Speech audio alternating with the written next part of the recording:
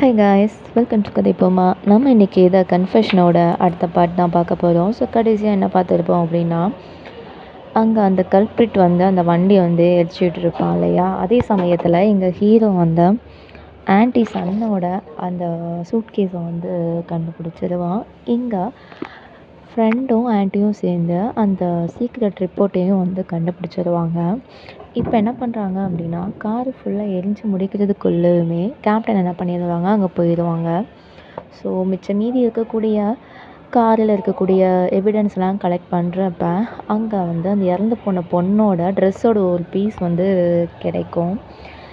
இங்கே வந்து கேப்டன் என்ன பண்ணுறாங்க அப்படின்னா, அந்த ஆன்ட்டியோட பையனோட கேமரா இருக்கும் இல்லையா, ஸோ அதை வந்து என்ன பண்ணுறாங்கன்னா அவங்க அம்மாக்கிட்ட வந்து கொடுக்குறாங்க. இப்போது ஹீரோவும் கேப்டனும் உட்காந்து பேசுகிறாங்க. என்ன அப்படின்னா, எப்படி நம்ம வந்து எடுக்கிற ஒவ்வொரு டிசிஷனும் ஒவ்வொரு மூவும் வந்து நம்ம பண்ணுறதுக்கு முன்னாடியே வந்து அந்த கல்பிரிட்டுக்கு தெரியுது அப்படின்னு யோசிக்கிறப்ப தான் அவங்க ஒரு விஷயம் நோட் பண்ணுறாங்க. ஸோ எல்லா பிளானையுமே இவங்க வந்து எதில் பேசியிருப்பாங்கன்னா, ஃபோனில் தான் பேசியிருப்பாங்க. அப்போ கண்டிப்பாக வந்து ஃபோனில் வந்து அவன் வந்து ஸ்பையை வந்து வச்சுருக்கான் அப்படிங்கிற மாதிரி என்ன பண்ணுறாங்க, அதையே வந்து ஒரு பிளானாக யூஸ் பண்ணலாம் அப்படிங்கிற மாதிரி அடுத்து ஒரு கால் பண்ணி பேச ஆரம்பிக்கிறாங்க. என்ன அப்படின்னா, நம்ம ஏன் மறுபடியும் வந்து அந்த சிஸ்டரோட வீட்டில் போய் செக் பண்ணக்கூடாது, மேபி அவன் அங்கே ஒளிஞ்சுக்கிட்டு இருக்கக்கூட வாய்ப்பு இருக்கு இல்லையா அப்படிங்கிற மாதிரி பேசுகிறாங்க. இதை கேட்கக்கூடிய கல்பிரிட்டும் வந்து பயப்படுறான். ஏன்னா அவன் வந்து சிஸ்டரோட வீட்டில் தான் இருப்பான். இதை கேட்டோடனே என்ன பண்ணுறான் அப்படின்னா, அந்த வீட்டிலேருந்து அவன் எஸ்கேப் ஆகி வெளியே போயிட்டு செக்ரட்டரி இருக்கான் இல்லையா, அவன்கிட்ட கால் பண்ணி எனக்கு வந்து உடனடியாக பணமும் பாஸ்போர்ட்டும் வேணும், இங்கே தான் நான் தப்பிச்சாகணும் அப்படிங்கிற மாதிரி கேட்குறான். ஆனால் அந்த செக்ரட்டரி என்ன சொல்கிறான் அப்படின்னா, கொஞ்சம் ஒரு 3 நாள் போதும், உனக்கு நான் ரெடி பண்ணி தரேன் அப்படிமா சொல்ல, எனக்கு உடனே ரெடி பண்ணித்தான் அப்படிங்கிற மாதிரி இவன் மிரட்டிட்டு வந்து என்ன பண்ணிடுவான்னா ஃபோனை வச்சுருவான். இப்போ நம்ம கதையில் வந்து ஒரு புது கேரக்டர் வந்துருச்சு இல்லையா, அந்த கேரக்டர் என்ன பண்ணுது அப்படின்னா, அந்த கிழவனை போய் பார்த்துட்டு, இந்த மாதிரி நீங்கள் ஜெர்மன் பேஸ்டு கம்பெனிலேருந்து ஹெலிகாப்டர் வாங்குறீங்க இல்லையா, அந்த டீலை வந்து எங்களுக்கு கொடுத்துருங்க, உங்களுக்கு கமிஷனில் 30% அவங்க என்ன தரேன்னு சொன்னாங்களோ அதை விட அதிகமாக தரோம் அப்படிங்கிற மாதிரி டீல் பேசுகிறேன். ஆக்சுவலாக அவன் வந்து டீல் பேசுகிறதுக்காக வந்திருக்கான். இப்போ என்ன பண்ணுறான்னா, கல்பிரிட் எல்லாத்தையும் பேசி முடிச்சுட்டு வீட்டுக்கு வரான். ஸோ டெலிவரி மேன் கெட்டப்பில் பின்னாடியே யார் வரா அப்படின்னா, செக்ரட்டரியும் வரான். ஸோ ஆல்ரெடி அவன் வீட்டு முன்னாடி யார் இருப்பாங்க அப்படின்னா, ஹீரோவும் கேப்டனும் ஒரு கார்லேருந்து இதெல்லாம் பார்த்துக்கிட்டு தான் இருப்பாங்க. ஸோ கல்பிரிட்டும் செக்ரட்டரியும் பேச 2 பேருக்கும் தகராறாயிடுது. என்ன அப்படின்னா, அவன் வந்து எவிடன்ஸ் வச்சுருப்பான், அதை வச்சு மிரட்டான். செக்ரட்டரி என்ன பண்ணுவான் அப்படின்னா, ஒரு கத்தி எடுத்து குத்த. ஸோ இந்த மாதிரி கரெக்டான டைமில் யார் உள்ளே வந்துடுவான்னா, கேப்டனும் ஹீரோவும் கதவை தட்டி உள்ளே வருவாங்க. பட் அதுக்குள்ளே என்ன ஆயிரும் அப்படின்னா, அந்த செக்ரட்டரி வந்து அந்த இடத்த விட்டு தப்பிச்சு போயிடுவான். ஸோ இப்போ அவனுக்கு கத்தி குத்து வாங்கியிருப்பான் இல்லையா, இவனை வந்து ஹாஸ்பிட்டலில் சேர்த்துருப்பாங்க. சேர்த்துட்டு என்ன ஆச்சு, யாரும் ஒன்று இந்த மாதிரி பண்ணாங்க அப்படிங்கிற மாதிரி கேட்க, இவன் எதுக்குமே வாய் திறக்க மாட்டான். இப்படி பேசிக்கிட்டே இருக்கிறப்ப திடீர்னு யார் உள்ளே வந்துடுவாங்க அப்படின்னா, இந்த ப்ராசிக்யூட்டர் கம்பெனி இருக்கும் இல்லையா, அந்த லா ஃபிலிம் இருக்கக்கூடிய ஹெட்டு வந்து உள்ளே வந்துடுவாங்க. உள்ளே வந்து இந்த கிளைண்ட்டை வந்து நாங்கள் எங்கள் பேர் இதுக்கு மாற்றிக்க போகிறோம், ஸோ இவங்க வந்து நாங்கள் எடுத்துக்க போகிறோம் விசாரிக்கிறதுக்காக, உடனே எங்ககிட்ட வந்து ஒப்படைங்க, நீங்கள் அது வரைக்கும் எந்த ஒரு இன்டர்கேஷனும் பண்ணக்கூடாது அப்படிங்கிற மாதிரி உள்ள வந்துடுவாங்க. இதே ஒரு கதை தான் ஹீரோட அப்பா கேஸ் நடந்திருக்கும் இல்லையா, அப்பவும் நடந்திருக்கும். அவர் கேப்டன் வந்து விசாரிச்சுக்கிட்டு தான் இருப்பாங்க. விசாரணை முடிகிறதுக்குள்ளேயே இடையில வந்து பூந்து இந்த மாதிரி இந்த கிரிமினலை வந்து நாங்கள் விசாரிக்க போகிறோம் அப்படிங்கிற மாதிரி மாற்றி வாங்கி கூப்பிட்டுட்டு போயிருப்பாங்க. அதே தான் இப்போ இங்கேயும் நடக்கும். அடுத்த சீனில் ஃப்ரெண்டு வந்து என்ன பண்ணுறா அப்படின்னா, அவங்க வந்து கண்டுபிடிச்சிருப்பாங்க இல்லையா ரிப்போர்ட்டு, அதை எடுத்து என்ன பண்ணுறா அப்படின்னா ஹீரோ கிட்ட கொடுக்குறா. ஸோ இப்போ தான் வந்து ஹீரோக்கு புரியுது, மேபி வந்து இந்த ரிப்போர்ட்டுனால தான் வந்து அந்த கொலையும் பண்ணிவிட்டு கொலைப்பழியை வந்து அப்பா மேலே போட்டிருப்பாங்க அப்படிங்கிற மாதிரி புரிய வருது. ஸோ அடுத்த சீனில் அந்த டீலர் பொண்ணை காட்டுறாங்க. அவள் யாரை பார்க்க வந்திருப்பா அப்படின்னா, அந்த பிரசிடெண்ட் இருக்கான் இல்லையா, ஸோ பிரசிடெண்ட் எலெக்ஷனில் அவன் வந்து ஜெயிச்சிருவான். ஸோ இப்போ பிரசிடெண்ட்டாக இருப்பான். அவனை பார்க்க வந்திருப்பான். அவனை பார்த்துட்டு, இந்த மாதிரி நாங்கள் அந்த தாத்தா கிட்ட வந்து டீலிங் பேசணும், அவன் ஒழுங்காக ஒத்து வரலை,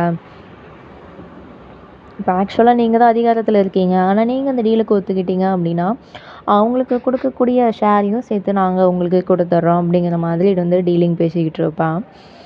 இவனும் சரி நம்ம ஒரு இடத்துல மீட் பண்ணலாம், நான் யோசித்து சொல்கிறேன் அப்படிங்கிற மாதிரி சொல்லியிருப்பான்.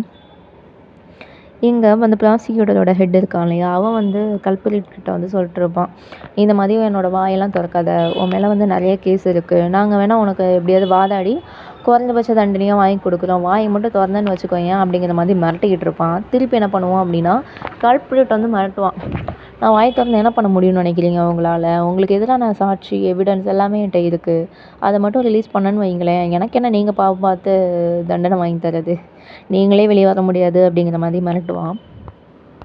இப்போ அடுத்த சீனில் அந்த டீலர் பொண்ணும் வந்து பிரசிடெண்ட்டும் ஒரு ரெஸ்டாரண்ட்டில் வந்து மீட் பண்ணுவாங்க. ஸோ எங்கள் டீலுக்கு என்ன சொல்கிறீங்க அப்படிங்கிற மாதிரி கேட்க, நீங்கள் அதை ஏன் வந்து அந்த கிழவன்ட்டே கேட்டுக்கக்கூடாது அப்படிங்கிற மாதிரி சொல்லி கிழவனையும் என்ன பண்ணியிருப்பான் அப்படின்னா பிரசிடெண்ட் வந்து கூட்டு வந்திருப்பான். ஸோ ஆக்சுவலாக என்னன்னா டீல் வந்து ஊற்றிக்கும். எங்கள் ஹீரோ வந்து ஹாஸ்பிட்டலில் அந்த கல்பிரிட் கிட்ட வந்து பேசிக்கிட்டு இருப்பான். ஸோ அந்த கேஸை பற்றி. ஆனால் வந்து அவன் வந்து எந்த வாயும் திறக்கவே மாட்டான். அதே டைமில் இங்கே வந்து ரெஸ்டாரண்ட்டில் பேசிகிட்டு இருப்பாங்க இல்லையா? ஸோ இவளுக்குனா பயங்கர பல்பாக போயிடும். ஸோ இவளும் வந்து சும்மா இல்லாமல் என்ன சொல்லிட்டு வருவா அப்படின்னா, உங்கள் 2 பேர்த்தையும் அந்த மாதிரி ஒரு ரெஸ்டாரண்ட்டில் பார்க்குறப்ப எனக்கு சாப்பிட கூட ஆசையே போயிடுச்சு. ஞாபகம் இருக்கா? ஒரு 10 வருஷம் முன்னாடி. அதனால் நீங்களே சாப்பிடுங்க, நான் இங்கேருந்து எழுந்திரிச்சு போகிறேன் அப்படிங்கிற மாதிரி இங்கேருந்து கிளம்பிடுவான். எங்கள் ஹீரோவும் வந்து எவ்வளவோ பேசி பார்ப்பான் அந்த கிரிமினல் கிட்ட. உன்னை யார் இப்படி பண்ண சொன்னாங்கன்னு சொல்லு அப்படிங்கிற மாதிரி. ஆனால் வந்து என்ன பண்ணுவான், அவன் வந்து வாயே திறக்க மாட்டான். அந்த டைமில் தான் அவங்களுக்கு ஒரு நியூஸ் வரும். என்ன அப்படின்னா, அந்த கிரிமினலோட சிஸ்டர் ஜெயிலில் இருந்திருப்பாங்க இல்லையா? அவங்க வந்து சடனாக இறந்து போயிட்டாங்க அப்படிங்கிற ஒரு நியூஸு. இதை கேட்குற அந்த கிரிமினலுக்கு வந்து கடைசியில் அவளையும் விட்டு வைக்கலையா அப்படிங்கிற மாதிரி வந்து நினைப்பான். அதனால் அந்த கிரிமினல் என்ன பண்ணிக்கிறான் அப்படின்னா, நான் உனக்கு எவிடன்ஸ்லாம் தரேன், ஆனால் நீ தான் எனக்காக வந்து வாதாடணும் அப்படிங்கிற மாதிரி கேட்டிருப்பான். இவனும் சரி அப்படிங்கிற மாதிரி சொல்லிவிட்டு எவிடன்ஸை வந்து வாங்குவான். ஆக்சுவலாக அந்த எவிடன்ஸ் என்ன அப்படின்னா, ஆன்ட்டி பையன் வந்து கேமரா வச்சுருப்பான் இல்லையா? அவன் எடுத்த ஃபோட்டோஸ் தான் எவிடன்ஸாக இருக்கும். ஸோ அதையெல்லாம் பார்க்குறப்ப தான் ஹீரோக்கு என்ன விஷயம் தெரியும் அப்படின்னா, யார் யாரெல்லாம் இந்த கேஸில் வந்து இன்வால்வ் ஆகியிருக்காங்க அப்படிங்கிற மாதிரி தெரியும்.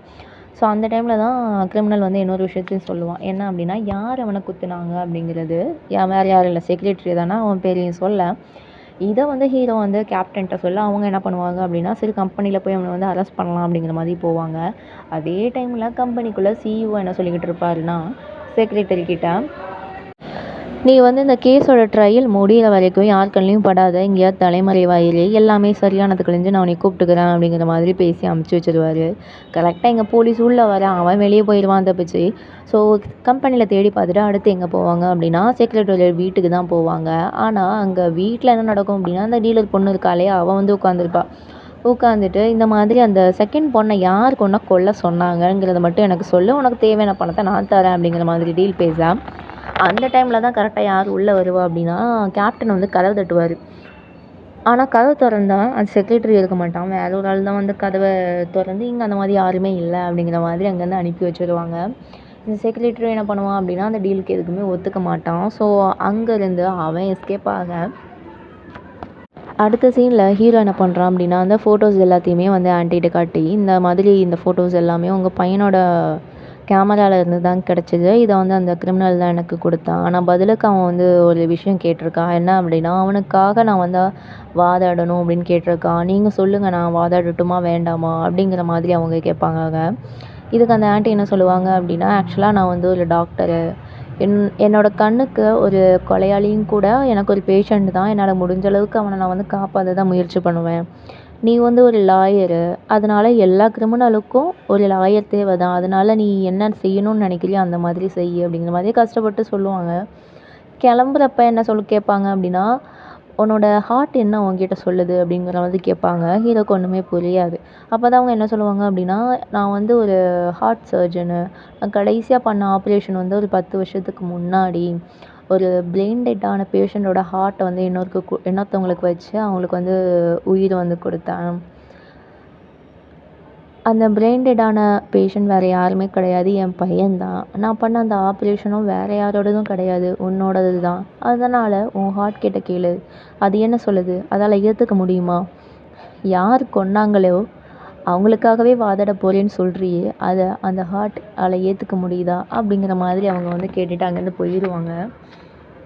இப்போ தான் ஹீரோக்கும் இந்த விஷயம் தெரியும், அவங்க ஹார்ட் வந்து யாரோடது, யார் வந்து ஆப்ரேஷன் பண்ணா அப்படிங்கிறது. ஸோ இதோட வந்து இந்த எபிசோடு இங்கே முடிக்கிறாங்க.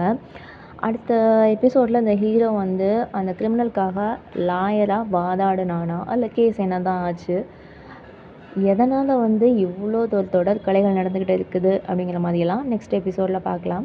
அது வரைக்கும் have a nice day guys.